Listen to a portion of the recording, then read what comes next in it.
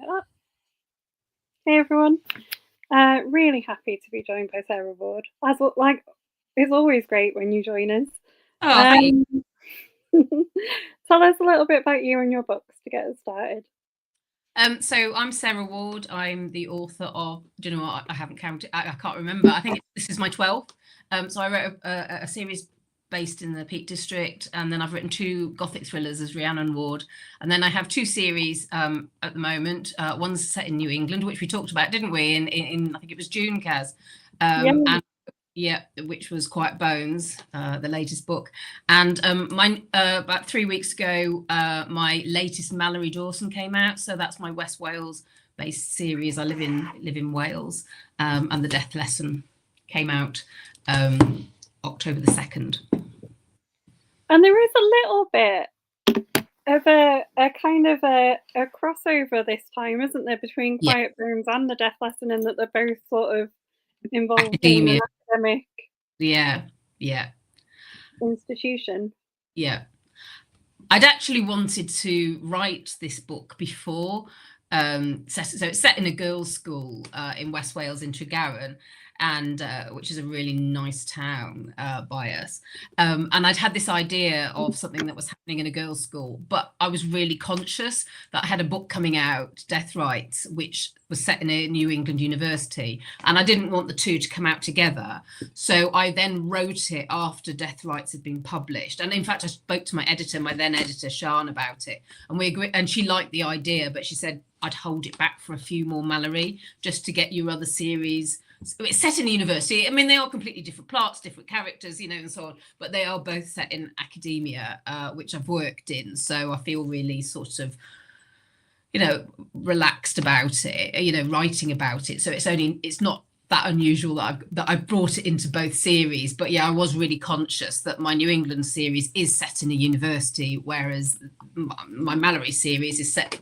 She's a civilian investigator, so she investigates whatever, really. But I had this idea of her going undercover in a girls' school for ages. And it's such a good idea. You've got some hellos before we go any further. So Sarah said hello, Leslie has, and Marion Todd has as well. Lovely. Hello. What I like about this is all of the Mallory books are really rooted in the location that you have written them in. But this one is really rooted in kind of Welsh myths and traditions. Yeah. So I've drawn some of the inspiration from the Mabinogion, which is a collection of Welsh folk tales, myths, and so on. So I kind of wanted. I've referenced Welsh mythology in a few books, but this is the one where it's most brought to the fore, because the general plot is that a teacher dies. Sorry, Kaz, I know you're a teacher, but a teacher dies in the school, and there's clearly something going on in the school that's bubbling beneath the surface, and it's partly to do with an organisation called the Solstice Sisterhood, which is a collection of women who've lived in various communities around Wales, and it becomes clear that this community is also existing within the school, but they don't know in what form or how. But in order for me to sort of create this community, it needed something to hang on to, really. And I find where I live in West Wales, there are a lot of small religious communities that pop up. So where I live in Lampeter, there used to be a university here. It's now being changed into a sort of secondary education college, but it used to be a well-known university that used to teach Welsh, and it taught religious studies. And as a result, loads of people came in. So I live in a market town, basically. So if you think of a small Welsh market town with a former university in it, and we have so many different religions. We've got Jehovah's Witnesses, we've got Mormons, we've got Orthodox Jewish community, we've got a Greek Orthodox church here, plus all the Welsh independents, the Baptist, Methodist, Church of England, Catholic Church. We're a tiny town, and I suppose I wanted to sort of show that how sort of religion can sort of pop up really in places like this because and quite a lot of people are attracted to West Wales because of the alternative lifestyle as well, because we're really near the coast and so on. So we feel like we're on the edge of the UK and of Wales really. So yeah, I wanted to sort of show how it can attract groups who then create their own religion really based on whatever they sort of bolt things together. And one thing that attracts a lot of people is the Mabinogion and the story of the various people. Marion said that all your books have a wonderful sense of place. Oh, that's nice. Thank you, Marion. And so do yours as well. I know, I was just going to say that as a real compliment, because Marion's are really rooted in the place that she writes them in. She really flies the flag for Scotland, definitely, and that particular area as well. No, definitely. Thank you, Marion. No, that's very kind of you. But she wants to know if setting our character comes first for you. Plot tends to come first, really. I've usually got an idea for a plot. My characters are kind of, well, I've got an investigative team like Marion's books, so I've kind of got some characters in my mind, but the characters are then created around the plot, and then it's where I can set it that kind of that works for what I'm writing about really. So why Tregaron? Well, I'd written about Carmarthenshire, so the police authority where I live is massive. It covers a massive area, Dyfed-Powys. It covers basically half of Wales. So I'd used Carmarthenshire, and then with the Vanishing Act, and then I'd used Pembrokeshire with my first two. So The Birthday Girl and The Sixth Lie were both set in Pembrokeshire. But then I live in Ceredigion, and I absolutely love it here. And I've just never written about it. So I definitely wanted to set it in Ceredigion and Tregaron. It's quite well known to the Welsh. Probably, had you heard of it, Kaz? You've probably not heard of the town Tregaron. So it's got a famous they think he exists, called Twm Shwn Catti, who was the Welsh Robin Hood. So he would go round and sort of agitate and so on, and sort of redistribute wealth. And there's lots and lots of stories about him, and he was from Tregaron. So when you say Tregaron to Welsh people, they know it as Twm Shwn Catti. And my mum used to tell me all about his stories and so on. So I just thought, oh, Tregaron's a really great place. Although I don't weave him at all. We ignore Twm Shwn Catti, but it's kind of a place that's got a really strong resonance to this area. So yeah, that's why I used it. I did wonder if, like, this one, exploring the legends and the sort of myths and places that you love more, is kind of entwined with your sort of love of discovering Wales as well, because aren't you learning Welsh? Yeah. Yes, I am. Yes. Well, my mum was a Welsh speaker, so and a lot of my cousins are first language Welsh speakers. So I had lunch with my cousin Anwen last week, and she completely sort of speaks to her mum in Welsh and so on in the Welsh community. And I've always felt a bit like I'm catching up, because I grew up in England with a Welsh speaking mother and a Welsh father as well. Yes, I am learning it. But the Mabinogion I knew from my mum. The Welsh are great storytellers, and lots of oral storytelling as well. And my mum used to tell me the tales. So it's kind of revisiting my past, and I think lots of writers do that. We draw on our childhood and our influences and so on, even if we don't, it's not obvious, or even if it doesn't happen in the first book, it happens at some point. For example, so I'm writing the next Malory at the moment. I've written the next Carla, that's been copy edited and so on, but I'm writing the next Malory, and I'm bringing in something that I'd sort of mentioned in the death lesson, about sort of smells, how people, the perfume people wear and so on. And when I was a teenager, the very first bottle of perfume that I was given was by Worth, quite an old-fashioned perfume now, called Je Reviens.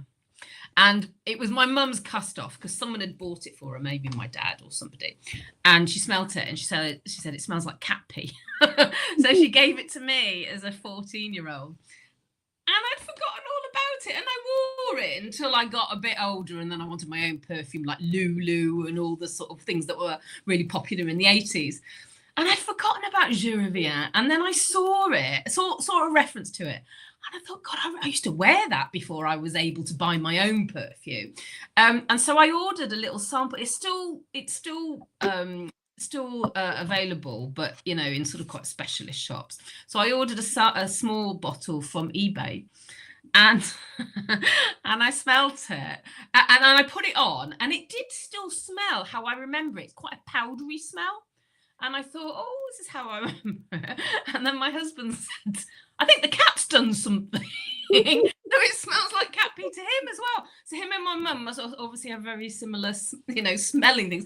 I don't think it smells like cat pee. It smells powdery to me, but which is not that nice, actually. So it's a bottle that I sniff for sort of to remember my childhood. But I'm weaving that into the book I'm writing at the moment. So sometimes you sort of wait for a long time to put your childhood influences in, and certainly in the death lesson with the Mabinogion, I knew quite a few of the stories already, and I just wanted to show how people can use that part of the Welsh landscape and myth and story to create a sort of cult, which is in effect a cult, the Solstice Sisterhood, for their own means, really. And it's fine in some respects because stories are for everybody, and it's up to them how they use them, but it can also be used for bad intent as well, really. I'm wondering if the thing with the smell is a bit like, you can kind of genetically sort of hate, like coriander tastes soapy to some people. Yeah, I think so. Or like you can smell asparagus and like makes people smell weird. Yeah, I think so. And I remember going to some kind of like smell thing years and years ago, and they were saying that some people cannot abide coffee. Some people just, it tastes like bitter and horrible. And people who don't like that kind of coffee often don't like red wine and so on. There was a link between them. It is really interesting. Most smells don't put me off. The only thing I can't stand is aniseed. The smell of aniseed turns my stomach. And apparently it's one of those things that some people like it and just some people don't. Spearmint and cinnamon. Okay. I can't stand the smell of. You can't. Cinnamon's lovely. You couldn't live in cinnamon is everywhere. Canela is everywhere. No, it's genuinely a nightmare. The worst one is the spearmint though, because I have to use like flavorless toothpaste because all toothpaste smells the same. Of course they do, yeah. Well, that's interesting, isn't it? Oh, I love the smell of mint as well. Is it just spearmint or mint generally? It's just spearmint. Oh wow, isn't that unusual? And is there a reason why? Is it like an enzyme or something?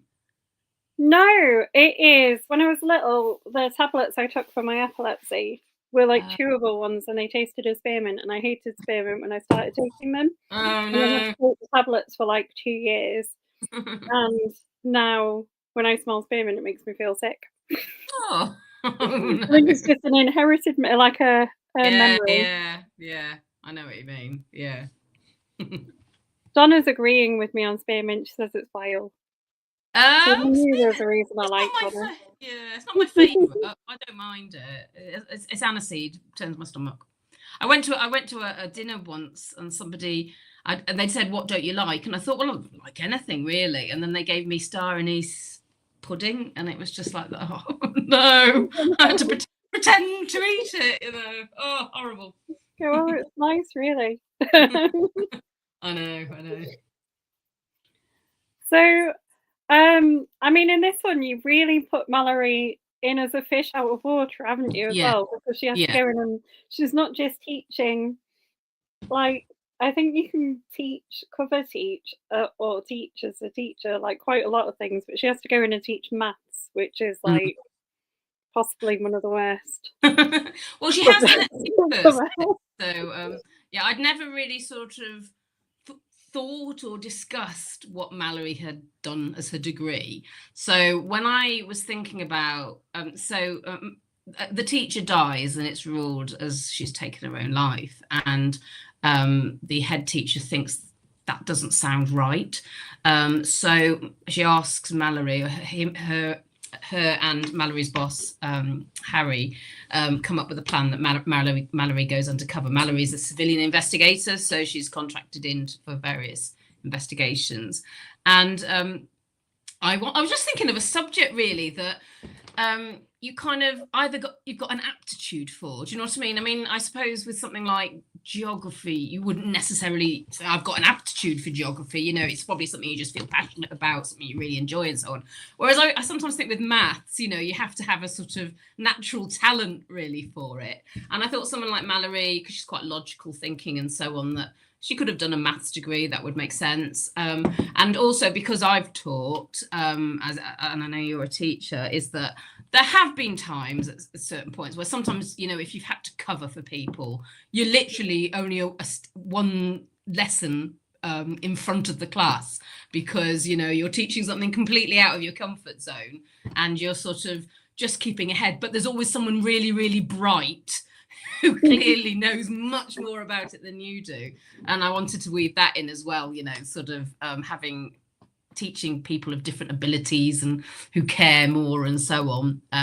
So she doesn't have a particularly easy time in the classroom, and she doesn't teach examination classes, because I think that's, you know, sort of, I don't think even a girls' school that was desperate to find out what's going on would put her loose in the A-level or GCSE students. So she's teaching the sort of lower levels, but it still allows her to sort of investigate what's going on. Yeah, no, it's brilliant. And she kind of there's bits where she's just really tired, isn't it? Because she's like, this is really different.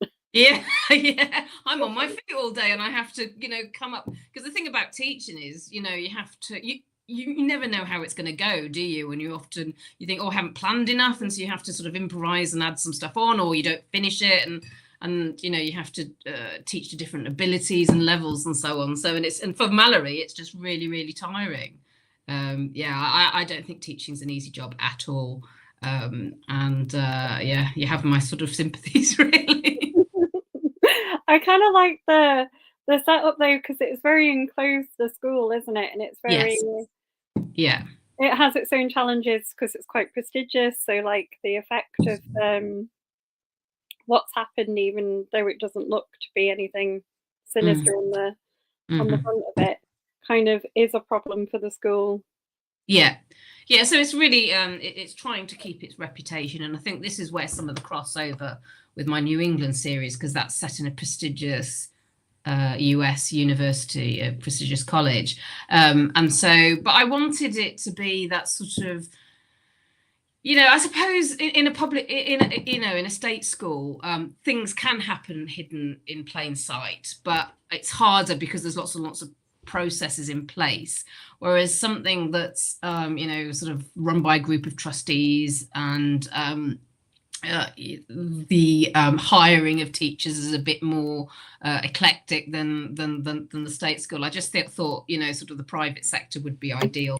And also because it's in the countryside near Tregaron, the sense of it being enclosed and so on. It's set in the run up to Christmas, basically. So the weather's inclement. So, you know, it's providing this sort of feeling of being cut off. It's not isolated. I mean, you can come to and from the school, but everything really happens on the school premises, which wouldn't really happen in a state school, because people go home at night and, you know, do interviews like this. They don't, you know, sort of then have to sort of spend time with the people around them, which happens in a boarding school. So I don't have any experience of boarding schools, but I did talk to somebody who'd been to boarding school. And in fact, somebody messaged me last week to say it brought back bad memories of being in boarding school in the 60s. So yeah. Wow.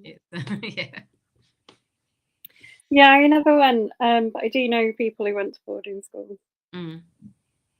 Oh, I'd have loved to go. I love the whole Mallory Towers and St Clair's and so on. But yeah, I'm not sure how it would have actually been. I suppose if you like it, it's great, isn't it? But there's lots of horror stories as well. Yeah, I mean, I think it's one of those things, isn't it? It's good for everyone. School is like that, though, isn't it? Yeah, it's not the best for everyone. It's true. It's true. Sarah, who's on here, is saying she went to boarding school. Oh, brilliant! Oh, that's good. I hope she had a good time. Good memories of it. She is like my nieces and had a parent in the military. Yeah. So in my book, when I lived in Greece, I lived in Greece for 4 years. I did meet quite a few people who had children in boarding schools because they were either sort of diplomats or, as you say, in the military or whatever, or even like if you worked for a bank and you were being sent to different countries, it was easier to give your child a steady education. So yeah, and in my book there is a character whose father lives abroad and kind of she's a bit neglected by him, but school provides, she's the very bright pupil, and school provides that kind of continuity, constancy that she needs to sort of to thrive, really.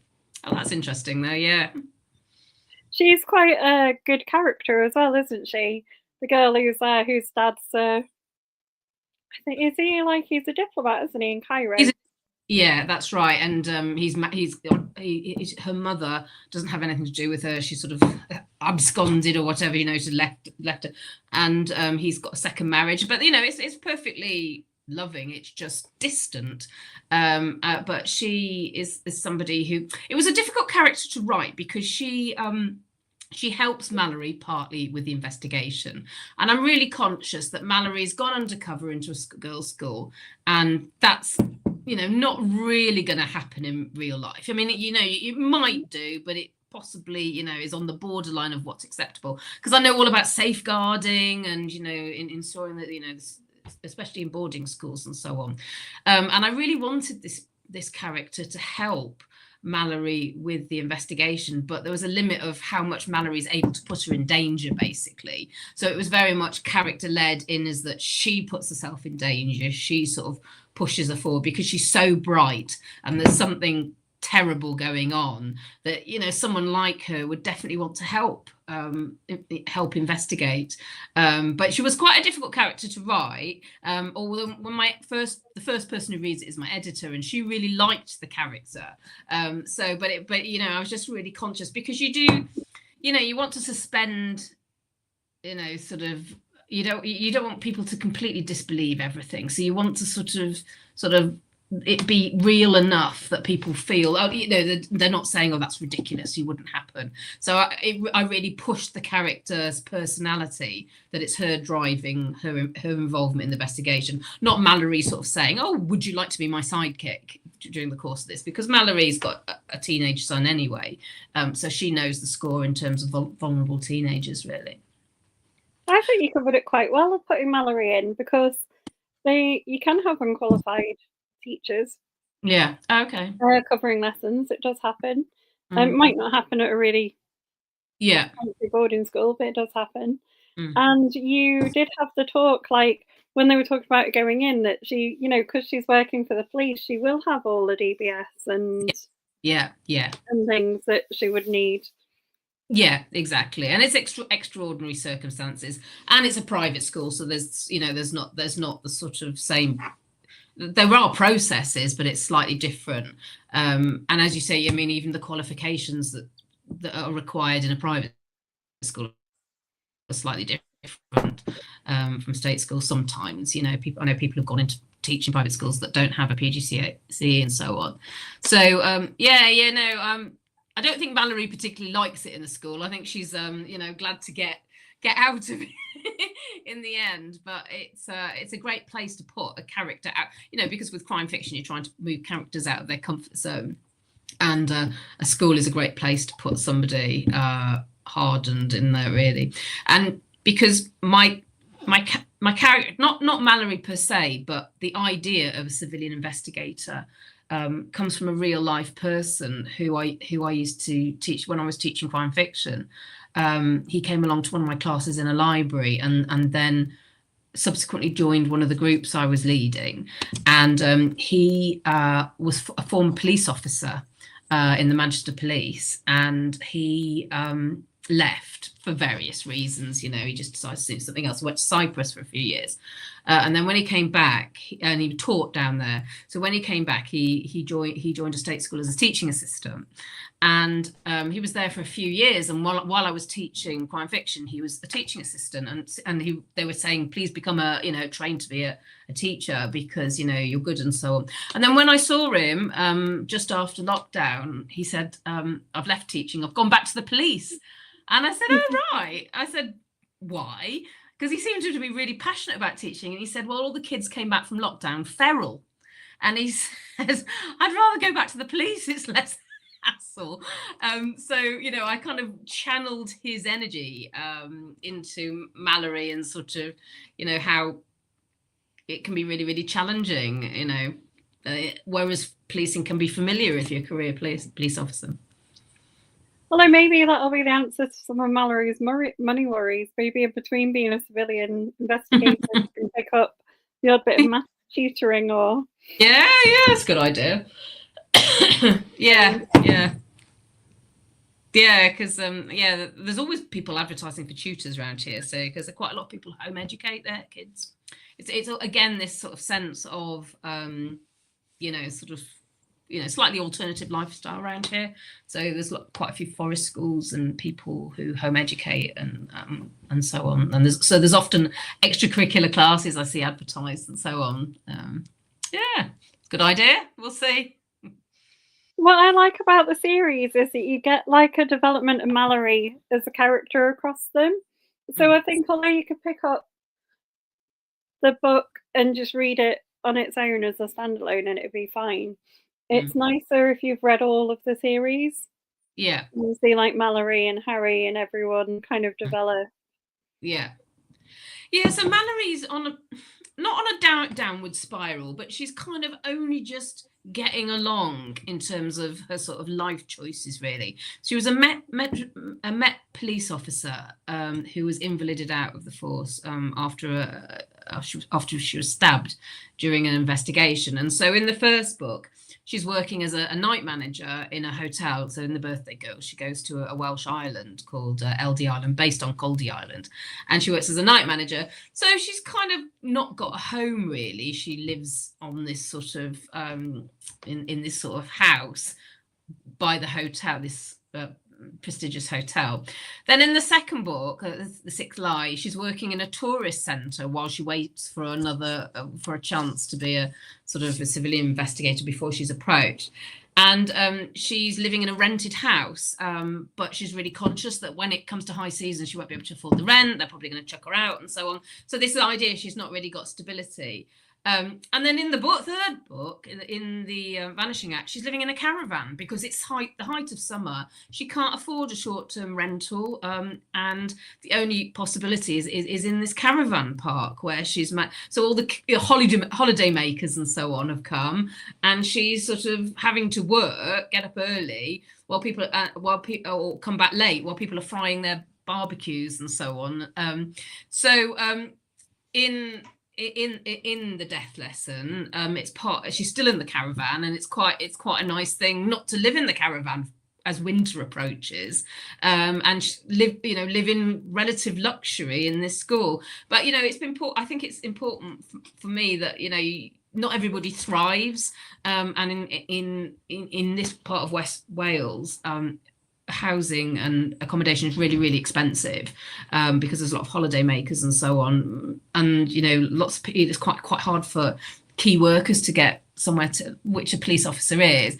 It's quite hard for them to get accommodation because they just can't afford the rents and so on. And I wanted that reflected in Mallory. So there is an arc, and it's not necessarily Mallory going up. She's sort of bobbing along, really. And so it's nice to. I like series, so reading series. And I like there to be a series arc. But it's also important that somebody can just read your book, pick it up and read it. And I did an event fairly recently with the death lesson, and a few people said, you know, can I read it on its own? And it's like, yeah, definitely.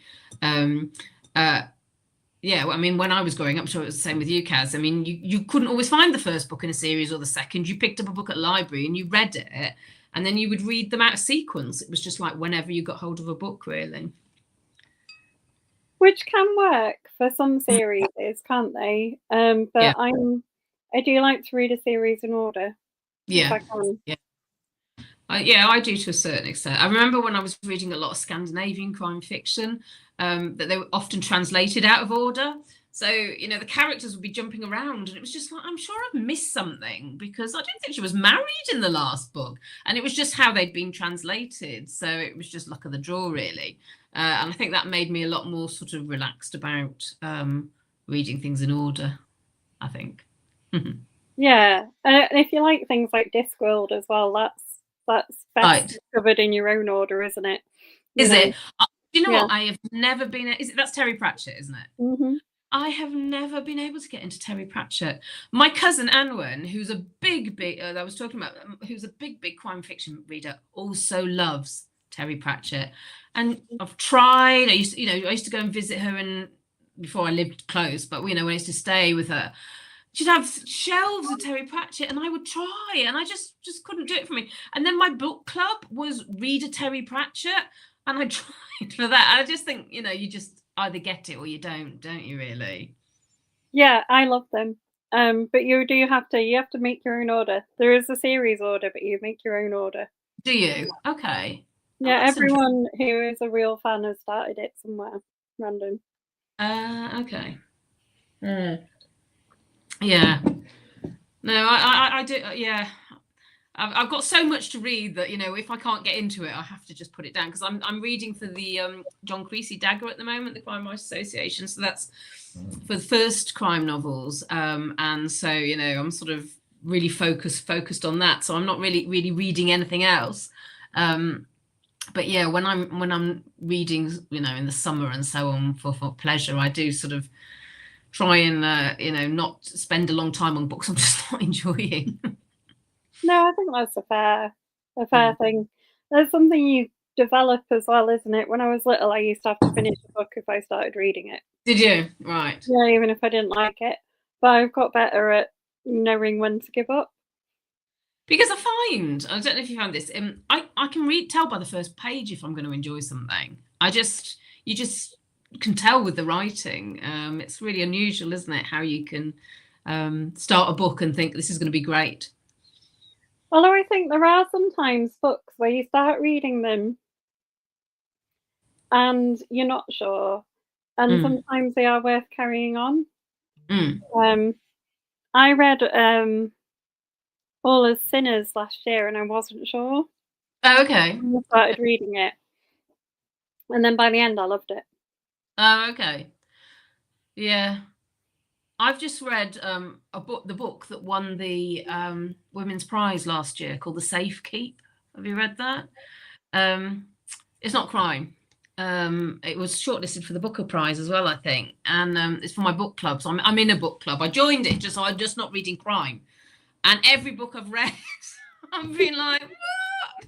You know, it's like, where's the murder? But The Safe Keep is so well reviewed, and but I just couldn't get on with it, to be totally honest. So now I'm going to book club next Thursday. Don't know what to say, really, because we're given 2 minutes to talk about. Each person's given 2 minutes, uninterrupted, to talk about it, and then it's timed, and then we move on, and then we open it up to a discussion. It gives everyone a chance. So I'm gonna have a good, you know, think about what to say in my 2 minutes. You never tempted to nominate one of your books for it?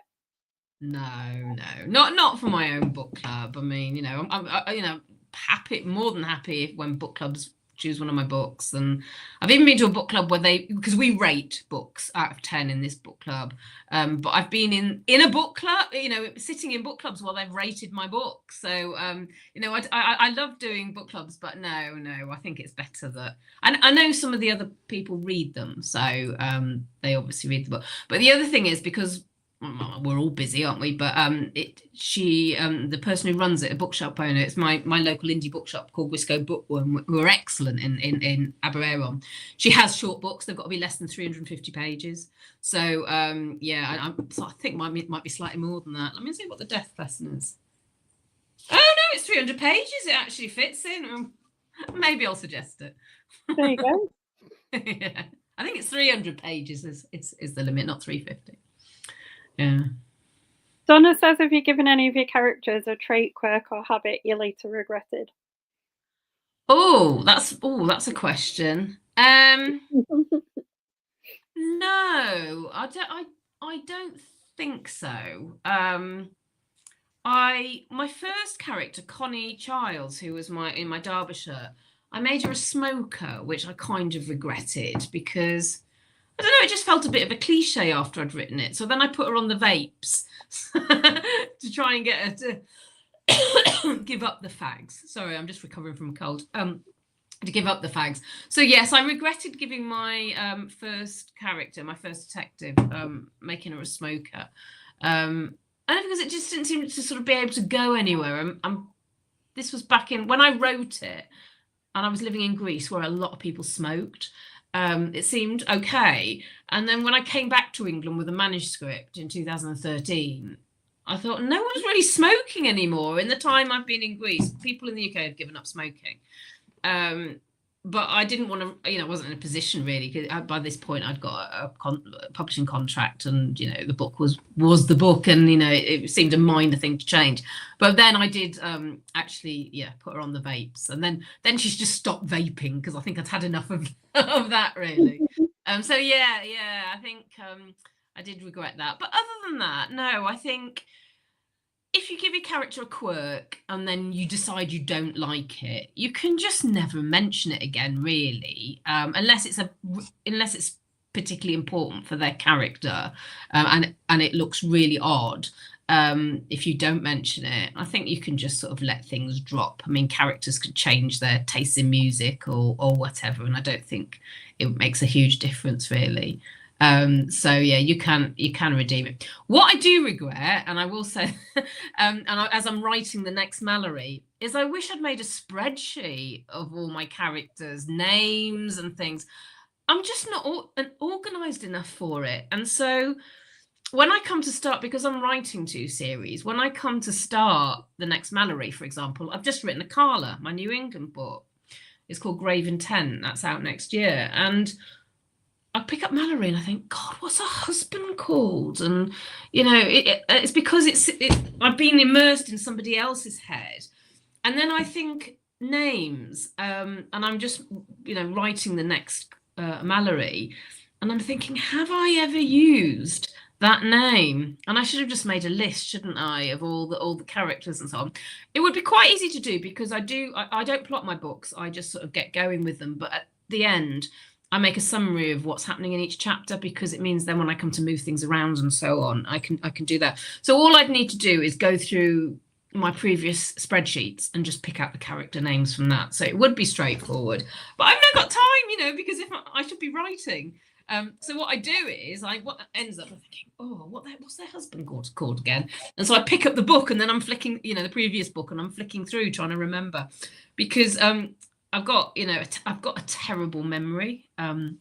It's getting worse as I'm getting older. And so if I don't write it down or make a note of it, I just don't remember at all. Have you got a good memory, Kaz? For really stupid things. Yeah. Okay. Yeah. Mine's just getting worse, Song lyrics, really pointless facts. Yeah. Well, so I had an interview with a journalist for the Death Lesson, and she was really, really nice, for the Western Mail, which is the main newspaper here in Wales. And she said to me, "Tell me about Pippa." And I thought, who the hell is Pippa? And I just couldn't remember. And in the end, I said to her, "Can you just tell me who Pippa is?" She said, "That's the person who dies." And it's like, yeah, of course it is. But, it's sort of, your mind is on all these different things and all your different books, plus all the things, and the fact my boiler's not working and stuff. And then you know, a character feels like it's plucked out of thin air. And then as soon as she said it, I'm off, you know. But yeah, my memory from names is terrible. Marion says, hello, spreadsheets. Hello, spreadsheets. Yeah. I know. It's interesting Marion's still on here, because actually the book I'm writing has a Marion in it. And I don't know where, you know, I don't know if Marion's name came to mind, or whether, but then I'm worried, have I used a Marion before? So now I have to go back and double check that. But one of my characters, nothing horrible happens to her, but the book I'm writing at the moment, the new Mallory, has a Marion in it. Is it quite hard coming up with all the names, especially for the Mallory series? Because you're probably going to try and use Welsh names mostly. I mean, this one especially, you had to come up with lots of Welsh names. Yeah, so this one was quite difficult, because I was using names from the Mabinogion, but they're obviously not real names. They're pseudonyms of other people. So then I had the issue, do I call the character by their real name or by the name from the Mabinogion that they've adopted? And I decided to do the Mabinogion because that was relevant to the plot. But then I had to go back and, you know, then it's quite difficult because people will have known them from their past as they're trying to dig up the past, will have known them by their real name. So it took quite a lot of plot writing to make sure that the person reading the book knows who it is. I couldn't interchange names because otherwise it'd be just really, really confusing. But nevertheless, finding names from the Mabinogion was dead easy, because there's only sort of like about 20 names from women, probably even less than that. So that was straightforward. I just had a list and I could choose which ones they were. But generally, with Welsh names, so where I live in West Wales, there's a lot of Welsh names. And I try and choose one that, you know, the reader can imagine what it's like. So the character I'm writing at the moment, who is missing in the book Mallory I'm writing, is called Jackie, but we spell it in Wales Jaci, because the C is hard in the Welsh language. So that's how she would be spelt in Welsh, Jaci. But it's an easy name because it's got an English equivalent and people can read it. When you put something really long in it, or really unusual, I just worry that people just skim over the name, because, you know, like a Scandinavian name or a Finnish name or something, if they don't engage with the sort of rhythm of the name, if I make it too obscure. But some names are quite straightforward, because like Angharad, even though it's a very specific Welsh name, there's been people called Angharad, and Rhiannon, which is my middle name, you know, that's a kind of well-known Welsh name. But then, you know, if you get more obscure, so I try and choose ones that have a kind of even Harry is Harri, so Harry's a name everyone recognizes, but, you know, I try and make it a Welsh name, but something kind of familiar to the English readers, because you don't want to put people off. You don't want to sort of make reading it harder than you. But no, there's a wealth of Welsh first names. There is not a wealth of Welsh surnames. There's not many at all, because people used to take their names, a bit like Icelandic, they would take the name of their father as their surname. So that's why there's a lot of Davids, Thomas, John, and so on in surnames. So even like Powell is from Powell, son of Howell. So, and there's not that many surnames. So I've definitely reused the surnames, because, you know, when you're introducing the character, you tend to give them a last name, and it's just like, oh, I'm sure I've used Evans about 20 billion times. But I do a lot of family history, and all my family have the same name, basically, different branches and so on. It's most of my family are Jones, Evans, and Thomas, and that is it. You know, there's nothing else. So, you know, you sort of just have to work around that, really, which is why I really sort of make the first names distinctive, because can't do much with the surnames. But I bring in English surnames as well, obviously. Not everyone's got a Welsh surname here, but there's only so many that they can write with. You had little bits of Welsh language in this one as well, I think, which is quite nice. I think it adds to when we started off saying how they're really rooted in that sense of place. I think the names and the little bits of the Welsh kind of sayings and language and stuff are what root it in that sense of place. Yeah, I mean, it's how much you can sort of get away with, really. But as long as you kind of translate it a little bit, I think it's a nice thing to do because, you know, for a long time, and I was talking to my cousin about this, Welsh was quite a difficult thing for me because I come from a very, very Welsh speaking family on my mother's side, and I didn't speak it really at all. And it was only when I moved back here and, you know, sort of integrated myself into the community and spoke to people that, you know, and sort of it was right at the time of the census as well, and how you define yourself as Welsh and speaking Welsh, that it made, you know, there were a lot of things happening, like, you know, like the national poet of Wales is I think she's Afghanistan or Iraq. It might be Iraq actually. But you know, she's a Welsh immigrant family, but you know, you can define yourself as Welsh that way. And then we had Vaughan Gething, who was our first minister. He resigned ignobly, but he wasn't born in Wales. And so it's this idea that and speaking Welsh, people, you know, there are various sort of levels. It's a bit like, I don't know why I didn't realize this, because I learned Greek. I got myself to intermediate level, that you can say you speak Welsh when you're not fluent. Do you know what I mean? As long as you're sort of making yourself understood, or even just, you know, pronouncing the place names correctly and so on. And so I've kind of sort of grasped it a lot more living here, and sort of being aware of my own limitations, that what I don't necessarily want to be fluent. What I want to be able to do is just talk to people and interact and so on. And so, and that's probably seeped into my books, I think, a little bit. That's good. That's not a bad thing.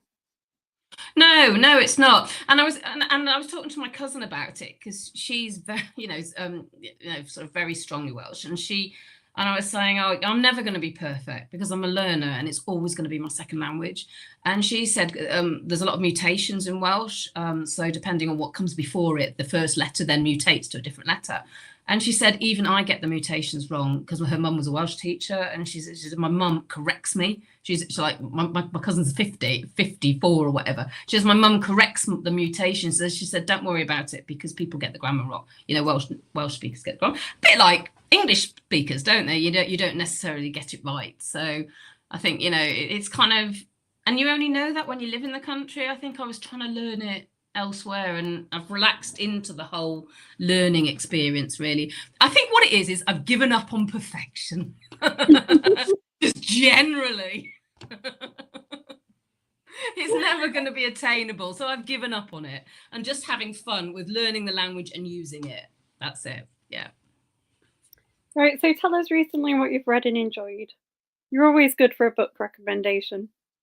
I know, I've given you an anti one, haven't I? Something that I didn't really enjoy, so that's not really really a good idea. What have I read recently? I can't really say. All I've been reading is The Daggers, and I can't mention those at all, because it's you know, yeah, it would give too much away. So what else have I read? I don't know. What have you read recently, Caroline? That was good. Oh, well, one of my favourite books for the year is How to Kill a Witch. Oh, right. Okay. Who's that by? Guide to the Patriarchy. It's about the Scottish witch trials. Oh, okay. That's really good. It's like a non-fiction book. It's really, really good. Right. Okay. I recommend it. I think I mentioned this last time, but one of my favourite books this year is by she's a Welsh writer called Fleur Dafydd, and she wrote The House of Water. It's about a flooding that takes place, and there's a killing that happens. Oh, I'll tell you what I've read that's really, really good. It's Sarah Hillary's new book that's out next year, called The Drowning Place, set in Derbyshire, obviously in an area I know really well. I read that recently and I thought that was excellent. And then I've got Rachel Lynch's new book. That is going to be my next read. So I really like her writing. So I'm looking forward to reading that. But yeah, I really enjoyed The Drowning Place, Sarah Hillary's book, but that's not out for a while. So you'll have to wait a while. But yeah, I've just been reading The Daggers, and you know, I can't mention them at all. Alice Hawkins' new book is good as well. Yeah, the Hunters Club. Yeah, yeah, yeah. Are you speaking to Alice at all? Tomorrow. Oh, tomorrow. Oh, excellent. Ah, brilliant. Yeah, she Yeah, had a launch in Aberystwyth, but I couldn't go, so I'm glad. Yeah, no, I really enjoyed that. I enjoy her books. Yeah, I do as well. They're really good. And much like yours, kind of very rooted in that sort of yeah, yeah, town of Oxford. yeah, yeah. And Alice is a Welsh speaker as well, so yeah. No, you definitely get the Welsh feeling in those books. Oh, Sarah said she got a proof of Sarah Hillary's book at Harrogate. Oh yeah. Did you go to Harrogate this year? I did. I didn't see you, did I, Kaz? So I don't normally go to Harrogate because it's so far from me. But I wanted to meet some of the people that I speak to on a regular basis and so on. And, I just felt a bit out of it, really. So I had an event on the Saturday. So I went on, not at Harrogate, elsewhere. So I went on the Friday for the day and the night, and I had a lovely time. And I was talking to Simon McCleave. You've interviewed Simon, haven't you, recently? But I was talking to Simon McCleave, and he said, "Oh, I've interviewed him. Sam has a few times." "Oh, was it Sam? Was it?"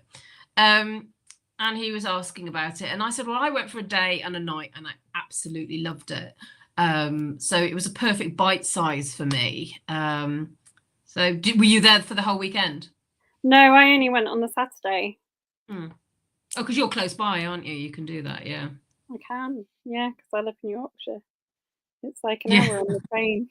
Yeah, that's good. No, it's good to have something near you. There's quite a lot near me. I was at Ilkley Literature Festival. Oh, right. Great. On Saturday. Who was there? I went to see Young Chang, who wrote Wild Swans. Oh, yeah. Wow. She's written another book, hasn't she? Sort of a follow-up, hasn't she? Yeah. Yeah, that's what she was speaking about. It was very interesting. Oh, brilliant. Yeah. And there's also Bradford. My favourite one nearby is Bradford. So I was going to do Bradford Literature Festival in 2020 when lockdown came and, the moment passed and so on. So, but I've heard it's a good book festival. It is. It's lovely. And it's very, it's one that's very good at like representing all the different kind of people that you find in Bradford. Oh, okay. Oh, that's good. Like has a good mixture of things. Yeah, I haven't really thought what festivals I'm going to go to next year because I always used to go to Crime Fest. I used to really enjoy it, but that's gone. So because I really like Bristol as well. I've got family from Bristol, and just there's a bit of a hole really. In May now, so I'm definitely going to go to Harrogate again for the day and the night that I did, probably the Friday, because we had a publisher, Canello had a little do as well, so that was really nice. If they have that again. So I'll definitely go back. So maybe we can meet up this time. Maybe. Yeah, let me know. It's not far. Like I said, I can just pop up. Yeah. That'd be good. So, yeah, so I saw there were bags with proofs of Sarah's book, which is really good. So hopefully that'll do really, really well. Sarah said she went to Death in the Dales. Oh, I saw that was this weekend, wasn't it? I saw some photos of that. Yeah, it looked really nice actually. Whereabouts was it? Where Where was it? Sedbergh. That's Cumbria, isn't it? Yeah, Sedbergh. Oh, okay. I don't know a lot about it, but yeah, because when I think of the Dales, I think the Yorkshire Dales, but this is obviously Cumbrian Dales. Fair enough. Yeah. Well, it might be on the border. You never know. Yeah. The North has got some great, sort of festivals and so on. We have a few here. We had Crime Cymru this year, so that was nice in Aberystwyth. We're going to have a break next year because it was quite exhausting to organise. But yeah, we need some more Welsh festivals, really. Well, there's Hay on Wye, which is a bit grand, which is really grand. But it's we could do with some more festivals. So Scotland has a lot too. I would feel like Wales would really embrace having a lot of literature festivals as well, because it does have that kind of oral tradition of storytelling, and there's at the Eisteddfods and things like that. Yeah. The trouble is, it's quite hard to get to a lot of places, even for us living in Wales. So it's really hard to get from the north of Wales to the south of Wales. So where I live, if you wanted to get a train from the north to the south, you'd have to go into England and back out again, because that's just, there's no sort of train line that goes down through Wales. So it's really hard to get, you know, even when we had the event in Aberystwyth, it was really hard to get authors and audience to West Wales, because it was just so difficult. So it's the transport links we really struggle with. And I know it's a priority for the Senedd and so on that we've got here, but that's the only issue. Well, for example, I went to the Festival of Words in Wrexham. That's a really great festival, but that was 3.5 hours from me. You know, so in Wales, but it took me 3.5 hours to get there, because it's up through the mountains and so on. So I stayed overnight at my dad's, who lives in Manchester. It was only an hour and a half from him, so it's much easier to go into England and spend the night and then come back to Wales than drive back. It's just, you know, everything takes ages. I did an event at Berwyn Books with Simon McLeave, and that was 3 hours, 10 minutes or something. On a Sunday, I drove it there and back. When I got out the car, I could hardly walk. I've been 6 hours in the car, and I've only got a little Fiat 500, and I was just like really stiff after it. So yeah, I mean, transport is an issue here. That's the only problem. But I guess it must be the same in the north of Scotland, mustn't it? Or very other rural places. Yeah, I guess so. I mean, I think it's the problem with living in those rural places, isn't it? It is. Yeah. Is it a challenge when you're writing the Malory books, having them sort of set like that, because it's hard for them to get to places or call in things in an emergency? No. I mean, we have the same problem as everyone else, that our ambulances take, you know, hours and hours to get to us. But no, I mean, on the road, it's generally okay.